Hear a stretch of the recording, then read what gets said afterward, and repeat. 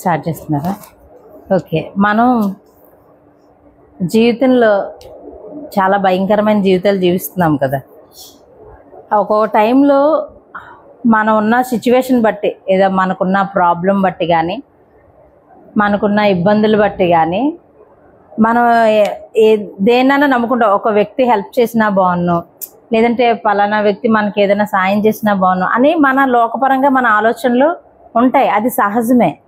కానీ ఒక వ్యక్తి మనకి కనిపించకపోయినా, మనతో అంటే బాహ్యంగా శారీరకంగా మన దగ్గర లేకపోయినా, ఆయన ఇచ్చే ఒక వాక్యం అనేది, వాగ్దానం అనేది, ఒక మాట అనేది మనకి ఎంతో ధైర్యాన్ని ఇస్తుంది. అది మనల్ని బలపరుస్తుంది, మనకు ఒక కంఫర్ట్ని ఇస్తుంది అనమాట. ఒక ఆదరణను కూడా మనకి ఇస్తుంది. అలా దేవుడు తన వాక్యం ద్వారా అనేక వచనాలు ఉన్నాయి, వాటిని కొంచెం నేను ధ్యానిద్దాము. అలా ఆయన ఇచ్చిన అనేక వాగ్దానాలు ఏంటి, మనం ఇబ్బందుల్లో ఉన్నప్పుడు కానీ, మనకున్న సమస్యల నిమిత్తం మనం బాధపడుతున్నప్పుడు కానీ, ప్రభు తన వాగ్దానం ద్వారా, తన వాక్యం ద్వారా మనల్ని బలపరుస్తున్నారు అన్నమాట. అలాగా ఆయన బలపరుస్తున్న కొన్ని చాలా ఉన్నాయి బైబిల్లో, కానీ కొన్ని వచనాలు మనం ఈరోజు జ్ఞాపకం చేసుకుందాం. కీర్తనలు 23:4 వచనం చూద్దాం. ఫస్ట్ కీర్తనలు 23:4 వచనం. గాఢంధకారపు లోయలో నేను సంచరించినను ఏ అపాయములకు భయపడను. నీవు నాకు తోడైందువు, నీ బుద్ధికరయు నీ దండమును నన్ను ఆదరించును. మనం రెగ్యులర్గా చిన్నప్పటి నుంచి చాలాసార్లు చదివేసి ఉంటాం. యెహోవా నా కాపరి, నాకు లేమి కలదు, పచ్చిగల చోట్ల ఆయనను పరుని చేస్తున్నాడు. అలా మనకి స్పాంటేనియస్లో వాక్యం వెళ్ళిపోతూ ఉంటుంది. కానీ మనం ఇక్కడ చదివినట్లయితే ఆయన ఏమంటున్నాడంటే, గాఢాంధకారపు లోయలలో సంచరించినను నీకే అపాయము రాదు, నువ్వు భయపడకు, నీవు నాకు తోడయిందు. ఇక్కడ ఏమనంటే, నేను నీకు తోడయిందును, నా దొడ్డుకరి నీ దండం నన్ను ఆదరించునని మనం ఆ వాక్యాన్ని చెప్పుకోవాలి. ఏంటంటే గాఢాంధకారము, మనకున్న సమస్యలు ఓన్లీ జస్ట్ అంధకారంలో ఉన్నట్టే అని అనుకుంటే, ఈయన ఏమన్నా గాఢ అంధకారం అంటే కాన్సన్ట్రేట్ ఎక్కువగా ఉందన్నమాట. ఇప్పుడు కాఫీ తాగుతాము, కొంచెం స్ట్రాంగ్గా ఇవ్వండి అంటే ఎక్కువ కాఫీ పొడి కలుపుకొని తాగితే అది చేదు. జనరల్గా అయితే లైట్గా కలుపుకుంటాం. కానీ ఇక్కడ ప్రభు ఏమంటున్నారు, అంధకారంలో మనం నివసిస్తున్నారు, తిరుగుతున్నారు, ఈ సమస్యలు ఉన్నాయి, ఈ బాధలు ఉన్నాయి, ఈ అప్పుల సమస్య ఉంది అంటే, మనుషుల మాటలు ఎలా ఉన్నాయి, వాళ్ళ ప్రవర్తన ఎలా ఉంది అని అవే అనుకుంటున్నామేమో. వాటికన్నా లోతైన అనుభవంలో నువ్వు ఉన్నా ఏమంటున్నాడు, నేను నీకు తోడై ఉంటాను, ఏ అపాయము నీకు రాదు అని ఆయన వాగ్దానం ద్వారా మనల్ని ఏం చేస్తున్నాడంటే ఆయన బలపరుస్తున్నాడు. అదేవిధంగా యోహాను సువార్త 14:17-18 చదువుతాం. యోహాను సువార్త 14:17-18. లోకము ఆయనను చూడదు, ఆయనను ఎరుగదు, కనుక ఆయనను పొందనేరదు. మీరు ఆయనను ఎరుగుదురు, ఆయన మీతో కూడా నివసించును, మీలో ఉండును. మిమ్మును అనాథులనుగా విడువను, మీ యొద్దకు వత్తును. కొంతకాలమైన తర్వాత లోకము నన్ను మరి ఎన్నడూ చూడదు. ఓకే, ఇక్కడ యోహాను సువార్త 14వ అధ్యాయంలో ప్రభు ఎంత మంచిగా మాట్లాడుతున్నాడంటే, లోకంలో అనేక అన్యులు ఉన్నారు, మనం కూడా లోకంలోనే ఉన్నాం. కానీ లోకము ఆయనను చూడలేదు, అవునా కదా. మనం సువార్త చెప్తున్నప్పుడు కానీ, ప్రభు కోసం మాట్లాడుతున్నప్పుడు కానీ చాలామంది వ్యతిరేకించిన వాళ్ళు ఉన్నారు, ఆయన తిరస్కరించేవారు ఉన్నారు, చాలామంది అనేకమైన మాటలు మాట్లాడే వాళ్ళు ఉన్నారు. కానీ ఇక్కడ ప్రభువే సెలవిస్తున్నారు ఏమని, లోకంలో వాళ్ళు నన్ను చూడలేదు, వాళ్ళకి నేనంటే తెలీదు, ఆయన పొందలేదు, కానీ మీరు ఆయన్ని ఎరుగుదురు. ఆయన ఏంటో మనకు తెలుసు, ఆయన చేసిన అద్భుత కార్యాలు తెలుసు, ఆయన చేసిన ఆశ్చర్యకార్యాలు తెలుసు, వాటిని అన్నిటినీ మనం ఎరిగి ఉన్నాము. ఆయన మీతో కూడా నివసించునంట. ఎవరితో కూడా ఉన్నాడంట, ఆయన మనతో ఉన్నాడంట. ఆయన స్వయంగా చెప్తున్నాడు, నేను ఎక్కడో లేను, మీతోనే ఉన్నాను, మీరు బాధపడుతున్నప్పుడు మీతో ఉన్నాను, మీరు దుఃఖంలో ఉన్నప్పుడు మీతో ఉన్నాను, మిమ్మల్ని అవమానపరిచినప్పుడు మీతో ఉన్నాను, మిమ్మల్ని హింసలకు గురి చేసినప్పుడు మీతో ఉన్నాను. ప్రతి విషయంలో ఆయన ఏమంటే, మీతోనే నేనున్నానని మీరు ఆయనను ఎరుగుదురు. ఆ టైంలో ఆయన ఉన్నారని మనకి తెలుసు, ఆయన మీతో కూడా నివసించును, మీలో ఉండును అంట. ఎక్కడంట? మనలో ఆయన ఉన్నాడంట. మనకు తెలియడం కాదు, మనతో ఉండడం కాదు, మనలోనే ఆయన ఉన్నాడనమాట. ఆ ఆదరణకర్త మనతో ఉన్నప్పుడు మనకి ఎంత ఆనందం వస్తుంది. సపోజ్ లోకంలో ఉన్నప్పుడు మనకి ఏదైనా ఒక హయ్యర్ అథారిటీ వాళ్ళు ఎవరైనా పరిచయం అయిన వాళ్ళు ఉన్నారనుకోండి, సపోజ్ ఏ ఎమ్మెల్యేనో ఎంపీనో ఎవరైనా తెలిసిన, మనకి ఎలా ఉంటుంది? ఏం కాదురా, మనకి ఎంపీ ఉన్నాడు చూసుకుంటాడు, ఏం కాదురా మనకి ఎమ్మెల్యే ఉన్నాడు కదా చూసుకుంటాడు. నేను స్టార్టింగ్లో అట్లా అనుకున్నా, మా తాతయ్య ఉన్నాడులే చూసుకుంటాడని. ఇప్పుడు ఆయన కూడా లేడు, అన్నా చూసుకోలేదు అనుకోండి, అన్న ఆయన ఇప్పుడు కూడా లేరు. అదొక ధైర్యం లోకపరంగా.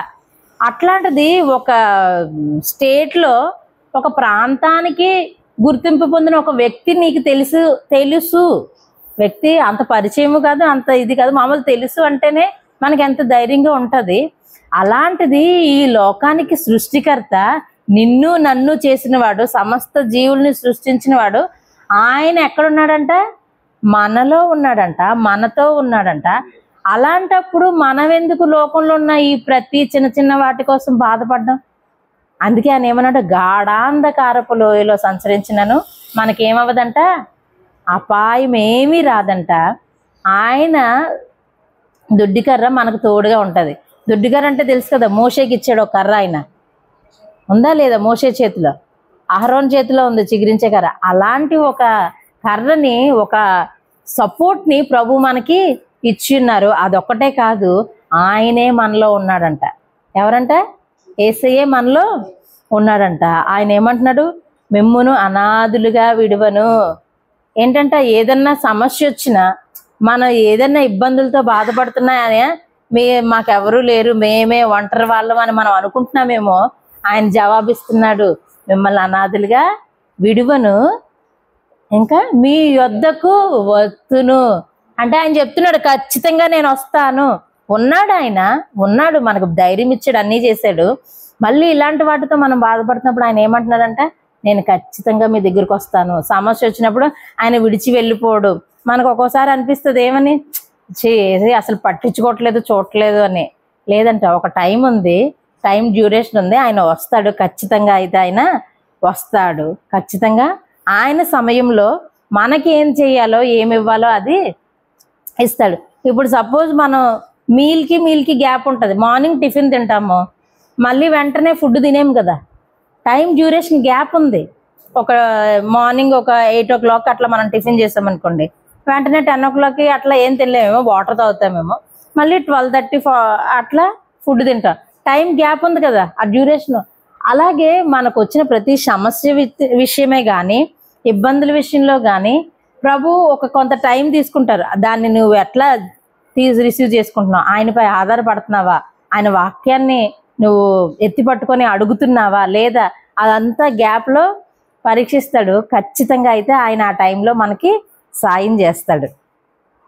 అదే విధంగా కీర్తనలు 56:3-4 చూద్దాం. కీర్తనలు 56.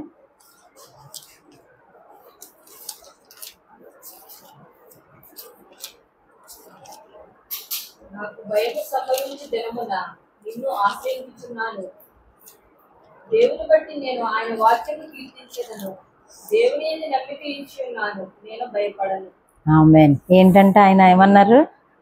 మనకి ఏం సంభవించు దినమునంటే, భయము సంభవించు దినమున. అయ్యో రేపొద్దున ఫీజు కట్టాలి ఎలాగా, రేపొద్దున బాబుని ఇటు చేయాలి ఎలాగా, హాస్పిటల్కి వెళ్ళాలి ఎలాగా, దేవుని సన్నిధిలో అంత దూరం వెళ్ళాలి ఎలా అని, ఏదైనా ఆ విషయమే కాదు, ఇంకా మిగతా ఏ విషయాలైనా, పలానా వాళ్ళు మన మీదకి వస్తున్నారు, మనకున్న లోకాలను బట్టి నేను మాట్లాడుతున్నాను అని మనం ఎప్పుడైతే బాధపడతామో, అక్కడ ఏమంటున్నాడు? నాకు భయము సంభవించు దినమున నిన్ను ఆశ్రయించుచున్నాను. అక్కడ ఏం చేస్తున్నాడంట? భయం వచ్చినప్పుడు దావీదు మహాభక్తుడు ఆయన్ని ఆశ్రయించాడంట. అవునా కదా? ఆశ్రయించినప్పుడు ఏంటి? ఆయన వాక్యమును కీర్తించెదను. దేవుణ్ణి ఆశ్రయించాడు, మళ్ళా ఏం చేస్తున్నాడంటే అక్కడ దేవుని వాక్యాన్ని కూడా కీర్తిస్తున్నాడు. ఆయన వాక్యాన్ని ఎత్తి పట్టుకుంటున్నాడు, ఆయన యందు నమ్మిక ఉంచాడు. అందువల్ల ఏం చేస్తున్నాడంట? భయపడట్లేదంట. ఫస్ట్ ఏమని అన్నాడు ఆయన? భయము సంభవించిందంట.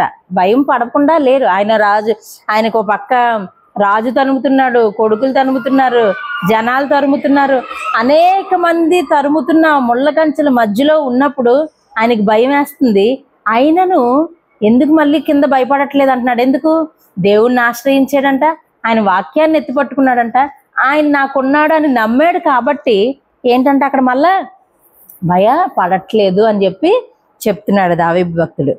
అలాగే ఎఫెసీ పత్రిక 6వ అధ్యాయము 10వ వచనం చూద్దాం. ఎఫెసీ పత్రిక 6వ అధ్యాయము 10వ వచనం.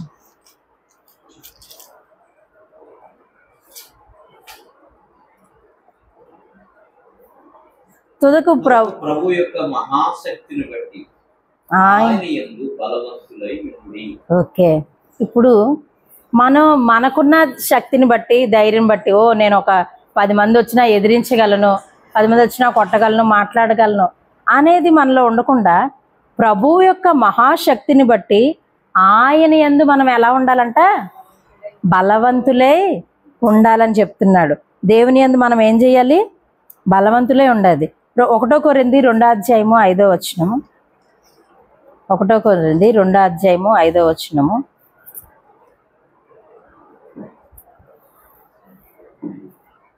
1 కొరింథీ 2వ అధ్యాయం. విశ్వాసము మనుషుల జ్ఞానమును ఆధారం చేసుకొనక దేవుని శక్తిని ఆధారం చేసుకొని ఉండవలనని నేను మాట్లాడినను, సువార్త ప్రకటించినను, జ్ఞానయుక్తమైన తియ్యని మాటలను వినియోగింపక పరిశుద్ధాత్మయు దేవుని శక్తిని కనపరుచు దుష్టార్థములనే వినియోగించి తిని. చాలమ్మ. ఏంటంటే ఇక్కడ ఏమంటున్నారు? విశ్వాసము మనుషుల జ్ఞానమును ఆధారము చేసుకొనక. ఇప్పుడు వరకు మనకున్న పరిస్థితులు బట్టి కానీ, మనకున్న స్థితిగతులను బట్టి కానీ మనం నాకు ఇలా వచ్చిలే మాట్లాడతాను, నాకు ఈ జ్ఞానం ఉందిలే సరిపోతుంది, నేను లోకంలో మాట్లాడగలను అని మన యొక్క జ్ఞానాన్ని మనము ఏం చేసుకోకూడదు? ఆధారం చేసుకొనుక పరిశుద్ధాత్మ యొక్క దేవుని జ్ఞానాన్ని ఆధారం చేసుకొని మనం ఏం చేయాలి? ముందుకి సాగాలి. ఇప్పుడు నేను ఏం చెప్తున్నానంటే, మనకున్న సమస్యలు బట్టి కానీ, ఇరుకులు బట్టి కానీ, మనం లోకంలో ఉన్న వాళ్ళు మనతో ఉంటేనే ఆయన చూసుకుంటాడులే ఈ సమస్య వస్తే అని ఎలా అయితే డిపెండ్ అవుతామో, అది కాకుండా దేవాది దేవుడు మనతో ఉన్నప్పుడు మనం ఏ విధంగా అయితే ధైర్యంగా ఉంటామో, ఆ పరిస్థితులు గుండా వెళ్ళగలిగే శక్తిని ఆయన మనకిస్తాడో, ఎప్పుడు మనం ఆయన్ని ఆశ్రయించినప్పుడు, ఆయన వాక్యాన్ని ఎత్తిపట్టుకుంటున్నప్పుడు, ఆయన మన యందు ఉన్నాడని నమ్మిక ఉంచినప్పుడు మాత్రమే మనం వీటన్నిటిని జయించగలుగుతాం. అదే లేకపోతే ఆ దేవుడు వస్తాడులే చూసుకుంటాడులే అని రెక్లెస్గా మనం వదిలేయకూడదు. అలాగా ఒక సిచ్యువేషన్ నేను చెప్పాలనుకున్నాను. ఏహెజ్కేలు 37వ అధ్యాయము. ఏహెజ్కేలు 37వ అధ్యాయము 1 నుంచి 13 వచనాలు నేను చదువుతాను. ఒక నిమిషం. యెహెజ్కేలు మీదకి యెహోవా హస్తం వచ్చిందంట. యెహోవా హస్తము నా మీదకి వచ్చెను, నేను ఆత్మవశుడనై ఉండగా యెహోవా నన్ను తోడుకొని పోయి ఎముకలతో నిండిన ఒక లోయలో నన్ను దింపెను. ఆయన వాటి మధ్య నన్ను ఇటు అటు నడిపించుచుండగా ఎముకలు అనేకముల ఆ లోయలో కనబడెను, అవి కేవలము ఎండిపోయినవి. ఆయన నరపుత్రుడా, ఎండిపోయిన ఈ ఎముకలు బ్రతకగలవా అని నన్ను అడగగా. ఇక్కడ సిచ్యువేషన్ చూడండి. ఆయనే తీసుకెళ్ళి ఒక ఎముకల లోయలో వదిలేసాడు. యుద్ధాలు జరిగి సవాలన్నీ చచ్చిపోతే, జనాలు చనిపోతే వాళ్ళని ఏం చేశారు? పూడ్చడానికి ఖాళీ లేక ఒక గొయ్యి తీసి మొత్తం అందరిని అందులోనే వేసి పడేశారు. సో ఏమవుతుంది? కొద్ది రోజులకి డీకంపోజ్ అయ్యి బాడీ అంతా పోయి ఓన్లీ స్కెలిటన్ మిగులుతుంది, తెలిసిందే కదా. అలా మిగిలిపోయిన ఒక లోయలోకి ఎవరిని తీసుకెళ్ళి? యెహెజ్కేలు గారిని తీసుకెళ్ళి అక్కడ పెట్టి అటు ఇటు తిప్పారంట. ఏంటి? ఆయన పరీక్షించాలి, ఎక్కడన్నా మాంసం ఉందేమో, ఎక్కడన్నా ఇంకా బతికినోళ్ళు ఉన్నారేమో, ఇంకా ఏమన్నా ఉందేమో చూసుకో అన్నట్టు అంతా అటు ఇటు తిప్పారంట. లోయలో దించి ఇలా చూడమని చెప్పలేదంట. ఆ మొత్తం సర్కిల్లో ఉందనుకో, సర్కిల్ రౌండ్ చుట్టూ 360 డిగ్రీస్ తిప్పి చూపిస్తున్నారు ఎలాగా అటు ఇటు ఉండి. ఆయన దేవుడు అడుగుతున్నాడంట ఏమని? ఆయన నరపుత్రుడా, ఎండిపోయిన ఈ ఎముకలు బ్రతకగలవా? క్వశ్చన్ అడుగుతున్నాడు. ఇలా ఎండిపోయినాయి కదా, ఇవి బ్రతుకుతాయి అంటావా అని. అని నన్ను అడుగ్గా, ప్రభువా యెహోవా అది నీకే తెలియనని నేను అంటుని. ఆయన మరీ తెలివైనోడు. బ్రతుకగలవంటే ఎలా బ్రతుకుతాయని క్వశ్చన్ వేస్తాడని, బ్రతకలేవంటే ఎందుకు బ్రతకు అని అడుగుతాయని, నీకే తెలుసు ప్రభు అన్నాడు. తెలివైన ఆన్సర్ ఇచ్చాడు ఆయన ప్రభుకి. నీకే తెలుసు ప్రభు అన్నాడు. అందుకు ఆయన ప్రవచనం ఎత్తి ఎండిపోయిన ఈ ఎముకలతో ఇట్లనము. ఏమెత్తంట? ప్రవచనము ఎత్తి ఎండిపోయిన ఈ ఎముకలతో ఇట్లనము. ఎండిపోయిన ఎముకలారా, యెహోవా మాట ఆలకించుడి. ఈ ఎముకలకు ప్రభువైన యెహోవా సెలవిచ్చినదేమనగా, మీరు బ్రతుకున్నట్లు నేను మీలోనికి జీవాత్మను రప్పించుచున్నాను. ఇక్కడ ఈ వచనం చూస్తే నాకు చాలా అనిపించింది. ప్రభు ఆయన చేయగల సమర్థుడు. ఆయన ఏంజెల్కి ఆజ్ఞించి సాతాన్ని చంపించినాడు, ఏంజెల్కి ఆజ్ఞించి ప్రవచనాలు పంపిన ఆయన ఎముకలన్నిటి మీద ఇలా చెయ్యించి లేపేయచ్చు. అవునా కదా? ఆయన హస్తం తాకినా చాలు, ఆయన వచ్చి దిగినా చాలు, అన్నీ లేచి నుంచుందేమో. కానీ ఇక్కడ ఏం చెప్తున్నాడంటే, నరపుత్రుడికి మనిషి రూపంలో ఉన్నాడు కాబట్టి ఆయన ఆ మనిషి ఆత్మకి ఏమని చెప్పమంటున్నాడంటే, ప్రవచనం ఎత్తి చెప్పు అంటున్నాడు. ప్రభువే అక్కడ ఆ వచనాన్ని ఉపయోగించారు. అంటే మనం ఏ పాటి వాళ్ళం? అవునా కదా? మన ప్రార్థన విషయంలో కానీ, మన వాక్యం విషయంలో కానీ మనం ఎప్పుడు కూడా ప్రవచన వాక్యాన్ని ఎత్తి పట్టుకోవాలి ఖచ్చితంగా. అందుకే మనం ప్రార్థన చేసేటప్పుడు మన ప్రార్థనలో కూడా ఎక్కువ ఈ వచనాలే మనం తీసుకుంటూ ప్రార్థన చేస్తూ ఉండాలి. ఏమని? ఎందుకు మనకి పుట్టినప్పటి నుంచి ప్రతిసారి వాగ్దానం కార్డులు తీసుకుంటున్నాం. ఆ వాగ్దానం కార్డులు ప్రార్థన చేయొచ్చు. అవొకటే కాదు, ప్రభు మనతో మాట్లాడిన విషయాలు ఉంటాయి కదా, మనం ఆయనతో గడిపినప్పుడు ఇచ్చిన వాగ్దానాలు, వాటన్నిటిని కూడా మర్చిపోకూడదు, లోపల పెట్టిలో పెట్టి దాసేయకూడదు. వాటిని కూడా ఎత్తి పట్టుకొని మనం చెయ్యాలి. ఇప్పుడు నాకు చిన్నప్పటి నుంచి ఎక్కువ వచ్చే వాగ్దానం, నేను మోషకి తోడినట్లు నీకు తోడై ఉంటా, మోషకి తోడినట్లు నీకు తోడు. అది ఎప్పటికీ ఇచ్చిన వాగ్దానం ఆ సంవత్సరంతోనే అయిపోయిందని అనుకోకూడదు. మనం ఇచ్చిన వాగ్దానం అది మనకి సాఫీ అవుతూ ఉంటుంది. అవునా కదా? అది మన అంటిల్ అవర్ డెత్, మనం చనిపోయే వరకు కూడా అది మనతో నివసిస్తుంటుంది. కనుక ప్రభు ఏమంటున్నాడంటే, ప్రవచనం ఎత్తి, ఏమంట? ప్రవచనం ఎత్తి ఎండిన ఈ ఎముకలతో చెప్పు. ఏమైపోయి? డ్రై బోన్స్, అసలు ఏమీ లేదు ఆ ఎముకలతో చెప్పు. ఎండిపోయిన ఎముకలారా, యెహోవా మాట ఆలకించండి. ఎముకలు కూడా ఏంటంటే ఆయన మాటని ఆలకిస్తున్నాయి. ఈ ఎముకలకు ప్రభువైన యెహోవా సెలవిచ్చినదేమనగా, ఎముకలు ఇంతకు ముందేంటి? మనుషులే కదా. ఎముకలు ఇంతకు ముందు మనుషులే, అవి దేవుని బిడ్డలే. కనుక ఆయన ఏమని సెలవిస్తున్నాడు? ఈ ఎముకలకు ప్రభువైన యెహోవా సెలవిచ్చినదేమనగా, మీరు బ్రతుకున్నట్లు నేను మీలోనికి జీవాత్మను రప్పించుచున్నాను. ఏంటంట? మీరు బ్రతుకున్నట్లు జీవాత్మ మీలోకి వస్తుంది కాదు, మీరు బ్రతుకున్నట్లు జీవాత్మను మీలోకి ఆయన తెప్పిస్తున్నాడంట. మళ్ళా చూడండి, ఇక్కడ ప్రతి ఓడు జీవాత్మ వచ్చునుగాక కాదు, ప్రతి పిన్ పాయింట్ కూడా ఆయన పట్టుకున్నారంటే, చర్మము కప్పి మీకు నరములిచ్చి మీ మీద మాంసము పొదిగి చర్మము మీ మీద కప్పెదను. బాడీకి అవసరం, ఆ స్కెలిటన్కి ఏంటైతే కావాలో, ఏం కావాలంట? నరాలు కావాలి. నరాలు కావాలి కదా, బ్లడ్ సర్క్యులేషన్ అవ్వాలంటే నరాలు కావాలి. అది అంతా ఒక ప్రవచనంలో ప్రభు అన్ని స్పష్టంగా పలుకుతున్నారు. కనుక మనకు కావాల్సింది కూడా మనం ప్రభువుని అడిగేటప్పుడు స్పష్టంగా మనం పలికితే ప్రతిదీ మనం పొందుకుంటాం అనేది వాక్యం. ఓకే, చర్మాన్ని కప్పి మీకు నరములిచ్చి మీ మీద మాంసము పొదిగి చర్మము మీ మీద కప్పెదను. ఆ ఒకటే నరాలు, మాంసము, చర్మమే కాదు, మళ్ళీ ఇంకేంటంటే జీవాత్మను ఉంచగా మీరు బ్రతుకుదురు. ఏం చెప్పారంటే, మీకు చర్మం, నరాలు అన్నీ కంబైన్ చేసి ఇచ్చి, అందులో మళ్ళా ఫస్ట్ ఆదాముకి ఎలాగైతే ఊదాడో జీవాత్మ, అలా మీకు కూడా ఊదుతున్నాడు అనమాట. ఆయన ఆదాము చేసినప్పుడు కూడా అన్నీ ఎంత పొందిగ్గా చేసి ఉంటారో కదా, అన్ని నరాలు. ఇప్పుడు ఈ ఆపరేషన్ చేసేటప్పుడు డాక్టర్లకే విసుగొస్తుంది. ఏ మాత్రం ఆ బ్లేడు ఆపరేషన్ చేసే టైంలో వేరే దానికి కట్ అయినా చేసినా అది వేరే కాంప్లికేషన్స్ వెళ్ళిపోతాయి.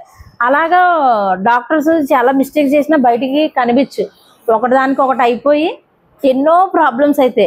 కానీ ప్రభు సృష్టి తెలుసుకుంటే చాలా 3Dలో అయితే మనకు బాగా కనిపిస్తాయి, నార్మల్గా చూస్తే ఏం కనిపించదు. ఆ నరాలు కానీ ప్రతి చిన్న చిన్న నరాలు, అసలు బ్రెయిన్కి అయితే ఇంక చెప్పవసరం లేదు. ఆ న్యూట్రాన్స్, ఎలక్ట్రాన్స్ అట్లా ఉంటాయి, అవి చూడాలంటే భయం అవుతుంది, అంత స్టోరేజ్ ఉండే బ్రెయిన్లో. అలా వాటన్నిటిని చిన్న చిన్న మైన్యూర్ని కూడా ప్రభు సృష్టించి ఆయన చేతులతో నిర్మించి పెట్టి వాటిని ఎండిన ఎముకల్లో ఆ నరాలను కప్పి మళ్ళీ మాంసాన్ని అంటించి పొదిగి మళ్ళీ దానికి మళ్ళా చర్మాన్ని తొడిగి ఏం చేసి నుంచోబెట్టి లాస్ట్లో ఇంకేముంది, జీవాత్మ ఉన్నది, దాన్ని కూడా ఆయన ఉంచగా మీరు బ్రతుకుదురు అని ఎవరి చేత చెప్పిస్తున్నాడంట ప్రభు? నరపుత్రుడైన యెహెజ్కేలుతో చెప్తున్నాడు. ఏమని? నువ్వు అలాగా ప్రవచనం ఎత్తి చెప్పు అని. అప్పుడు నేను యెహోవానై ఉన్నానని మీరు తెలుసుకుందరు. అప్పుడు ఏంటంటే దేవుడు ఆయన తెలుస్తాడు. ఇప్పుడు మనకి ఏదైనా సమస్య వచ్చిందనుకో, ఫోన్ చేసి ఎమ్మెల్యే గారు కొంచెం చూడంటే, అబ్బా ఎమ్మెల్యే ఫోన్ చేశాడు రా, పని అయిందిరా అంటారు కదా. అలాగా అంటే నేను డిఫరెన్స్ చెప్తున్నాను, దేవాది దేవునికి మన లోకంలో ఉండే వాళ్ళకు వ్యత్యాసం చెప్తున్నాను. అప్పుడు ఆయన నాకు ఇచ్చిన ఆజ్ఞ ప్రకారము నేను ప్రవచించుచుండగా ఏం చేస్తున్నారంట, ప్రభు ఆయనకి ఆజ్ఞ ఇచ్చారంట. ఏమని? యెహెజ్కేలుకి ఇలా చెప్పు, నరపుత్రుడా లేచి యెహోవా సేవకులకి ఇలా ఆజ్ఞ ఇయ్యి, ఇట్లా అన్నీ వస్తాయని. వెంటనే ఆయన అదే వచనాన్ని ప్రవచనాన్ని ఆయన ఏదైతే చెప్పాడో అదే ప్రవచింపగా వెంటనే ఏంటంటే గడగడగడ ఎముకలు సౌండ్లు వస్తాయి కదా, టకటకటకటక అలా సౌండ్ ధ్వని పుట్టి అప్పుడు ఎముకలు ఒకదానితో ఒకటి కలుసుకున్నాను. అసలు ఏ ఎముకలు ఎక్కడున్నాయో ఏదో ఏ పార్టో ఏమో తెలియదు, అసలు అన్నీ కూడా కలుసుకొని స్కెల్టన్ అయ్యి దాని మీద నేను చూచుచుండగా ఆయన చూస్తుండగా ఏమని ప్రవచనం పలికాడు? నరములు, మాంసము, చర్మము. సేమ్ ఆయన చూస్తున్నాడు అలాగే. నేను చూచుండగా నరములు, మాంసము వాటి మీదకి వచ్చిన వాటిపైన చర్మం కప్పాను. ఏదైతే ప్రార్థన చేశాడో ఆర్డర్ వైజ్గా అదే ఆర్డర్ వైజ్గా వాటికి వస్తూ ఉంది. అప్పుడు వాటిపై చర్మం అయితే వాటిలో జీవాత్మ ఎంత మాత్రం లేకపోయాను. ప్రభు అప్పుడే చెప్పలేదు కదా, అవన్నీ కప్పాడు. తర్వాత నేను జీవాత్మని రప్పిస్తానని చెప్పాడు. సేమ్ అలాగే అక్కడ ఏమైంది, తర్వాత జీవాత్మ లేదు కదా. అప్పుడు ఆయన నరపుత్రుడా జీవాత్మ వచ్చినట్లు ప్రవచించి ఇట్లను. మళ్ళీ ఇక్కడ ఏమంటున్నాడు దేవుడు? మనుషుల్ని తయారు చేస్తానని చెప్పాడు. నరాలు, మాంసం అన్ని ఇచ్చేసాడు, అయిపోయింది కదా. ఒకేసారి ఇస్తానన్నావు, ఇచ్చేసావు అనుకోవచ్చు కదా. మళ్ళీ అక్కడ జీవాత్మకి వేరే ప్రవచనం, మళ్ళా రెండో ప్రవచనం అక్కడ చెప్పాడు కదా, కప్పెదను మీరు బ్రతుకున్నట్లు జీవాత్మను మీకు పంపిస్తానని ఎలాగైతే చెప్పాడో మళ్ళీ రెండో ప్రాఫెసీ, మళ్ళీ ప్రవచనం అయితే చెప్పు జీవాత్మ వస్తుందని. అప్పుడు మళ్ళీ ఆయన పలుకుతున్నప్పుడు జీవాత్మ, ఆయన నరపుత్రుడ జీవాత్మ వచ్చినట్లు ప్రవచించి ఇట్లనుము. ప్రభువు యెహోవా సెలవిచ్చినదేమనగా, జీవాత్మ నలుదిక్కుల నుండి వచ్చి హతులైన వీరి బ్రతుకున్నట్లు వారి మీద ఊపిరి విడుము. ఏంటంటే జీవాత్మ వచ్చి చనిపోయిన వీరందరూ బ్రతుకున్నట్లు నలుదిక్కుల అంట. అదే చెప్పాను కదా, ఆయన్ని తిప్పి అటు ఇటు మొత్తం తిప్పారు కదా, ఇంకా అన్ని వైపుల నుంచి ఆత్మని ఓదమని ప్రవచించారు. అప్పుడు ఆయన నాకు ఆజ్ఞాపించినట్లు నేను ప్రవచింపగా జీవాత్మ వారిలోనికి వచ్చెను.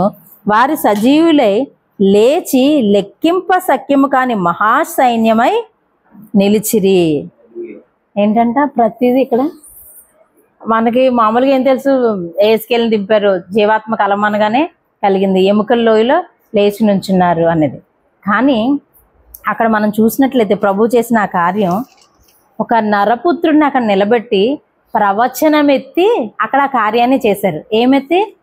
ప్రవచనం. అది ఆయన వాక్యాన్ని ఎత్తి ఆయనకి చేశారు. అవునా కదా? డ్రైనెస్ మన జీవితంలో కూడా ఏమీ లేదు, అంత ఎండిపోయిన స్థితిలో, నేను అంటున్నాను అంత డ్రై అయిపోయింది, ఎండిపోయిన స్థితి. ఆ కిచెన్ గాలి, మన రూమ్ గాలి, ఫ్రిడ్జ్ అన్ని గాలి, డ్రై స్థితి. అలాంటి టైంలో మనం ప్రభువా నీవు సమృద్ధిని ఇస్తానన్నావు, నీ తొట్టెలో పిండి తక్కువ కాదు, బుడ్డలో నూనె తక్కువ కాదు, సమృద్ధిని ఇస్తున్నావు. ప్రవచనం ఎత్తి మాట్లాడాలి. ఆ ప్రవచనం మనల్ని ఏం చేస్తుంది? హెల్ప్ చేస్తుంది, మనకు ఆశ్రయంగా ఉంటుంది.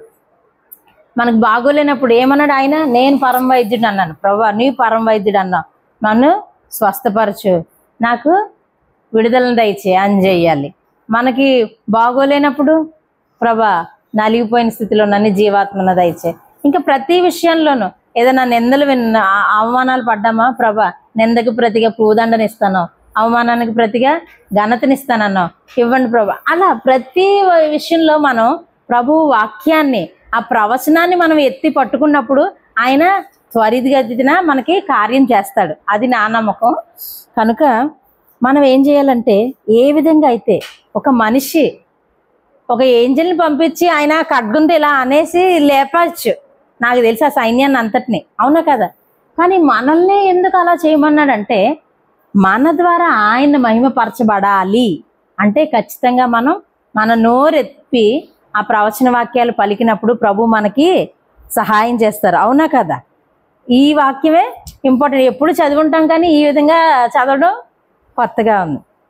అలాగే ప్రభు వీటి ద్వారా మనకి ఏంటంటే బలాన్ని ఇస్తాడు.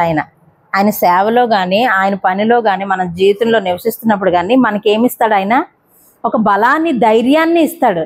ఎందుకంటే ఆయన కృప మనకి సరిపోతుంది. ఇంక మిగతావి ఏమీ అవసరం లేదు, మనుషులు అవసరం లేదు. 2 కొరింథీ 12:9 చూడండి ఒకసారి. 2 కొరింథీ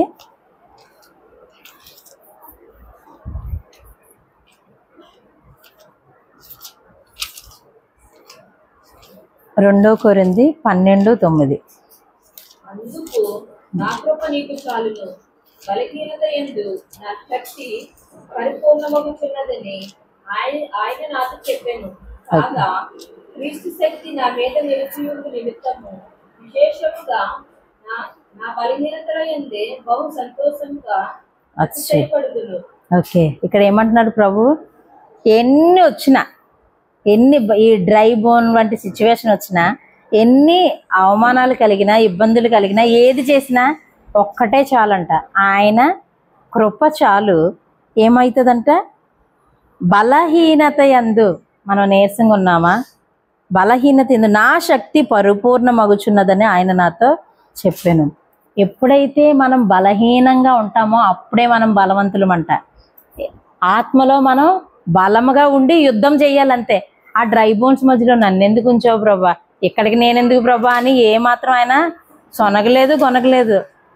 ఏం చేసాడు? అమ్మో నాకు భయం, సవాలా, అమ్మో ఎందు మధ్యలో నన్నేం చేస్తావు, నన్ను కప్పెడతావు అన్న ఒక్క నెగిటివ్ మాట ఆయన నోటి నుంచి రాలేదు. మనలో ఆ నెగిటివ్ అనేది ఉండొద్దు.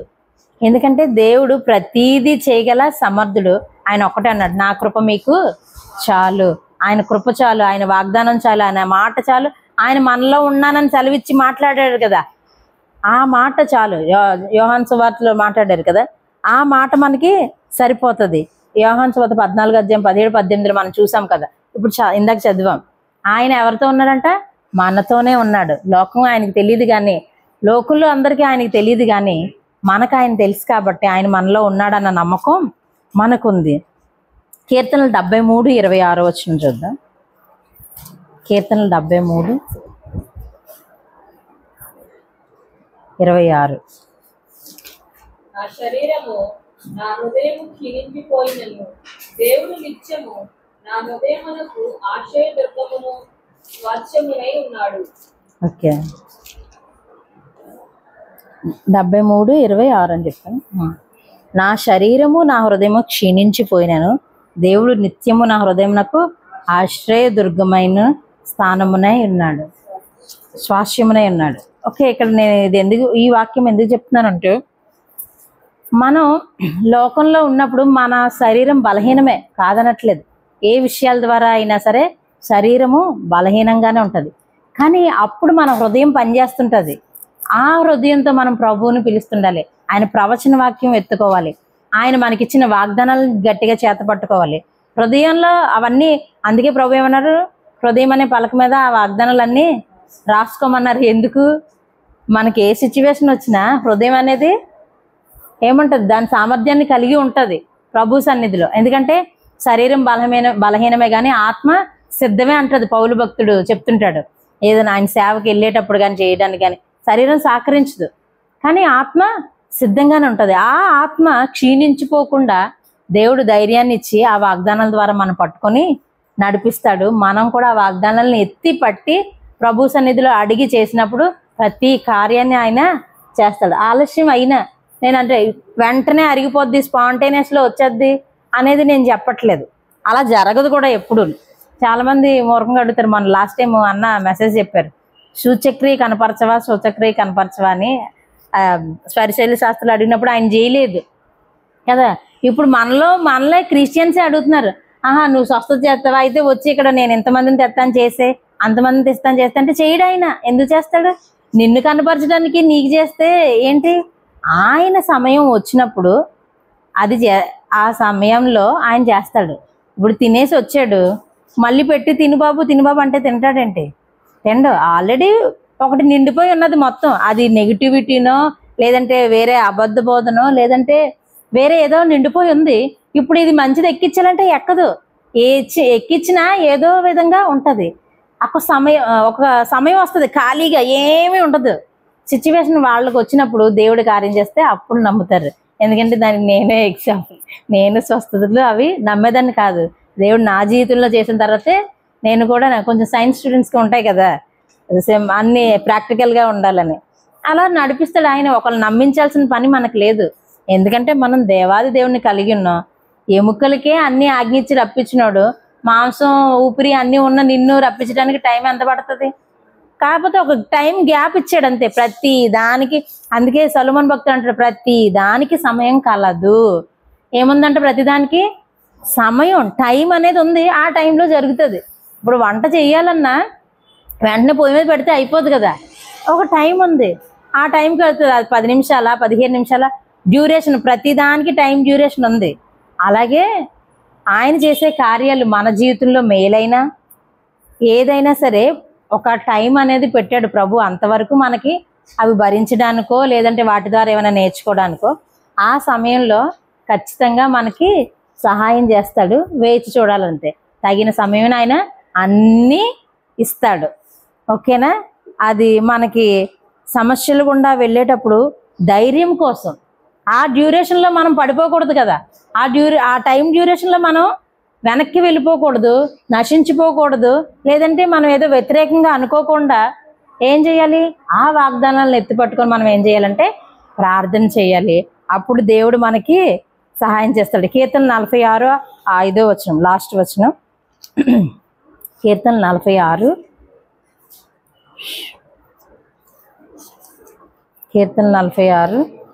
5వ వచనం. దేవుడు ఆ పట్టణంలో ఉన్నాడు, దానికి చలనము లేదు. అరుణోదయమున దేవుడు దానికి సహాయం చేయుచున్నాడు. ఏంటంట? ఎప్పుడు ఈ ఒక్కటే వచనం చదివిద్దాం అంటున్న వచనం.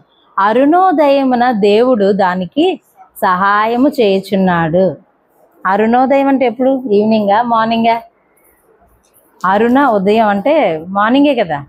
కనుక మనం ఏ సమస్యల ద్వారా అయితే, అందుకే ప్రభు అంటారు రేపటి గూర్చి చింతించద్దు, రేపు ఏదైనా ఏది సంభవించినో ఎవరికీ తెలీదు. కనుక మనకి ఎన్ని సమస్యలు వచ్చినా, ఎన్ని ఇబ్బందులు వచ్చినా, ఎన్ని సుడిగుండాల మధ్య నడిచినా, పరిగెత్తినా, తిరిగినా, ఆ అంధకారంలో మనం నడిచినా ఖచ్చితంగా తెల్లవారుజాముని ఎలాగైతే నల్ల మబ్బులు విడిపోతాయో ఆ విధంగా అరుణోదయన తప్పకుండా మనకి ఏం చేస్తాడంటే ఆయన సహాయం చేయుచున్నాడు.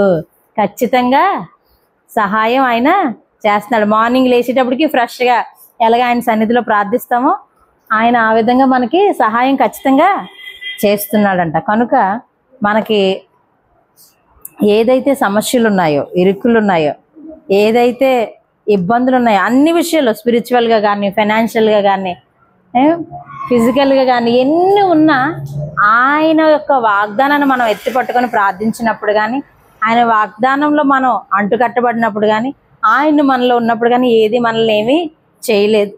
ఆయన కృపచాలు ఖచ్చితంగా అరుణోదయాన్ని ఆయన హస్తం మనల్ని ఆదరిస్తుంది. దేవుడి చిన్న వాక్యాన్ని దీవించును గాక. ఆమేన్. అదే.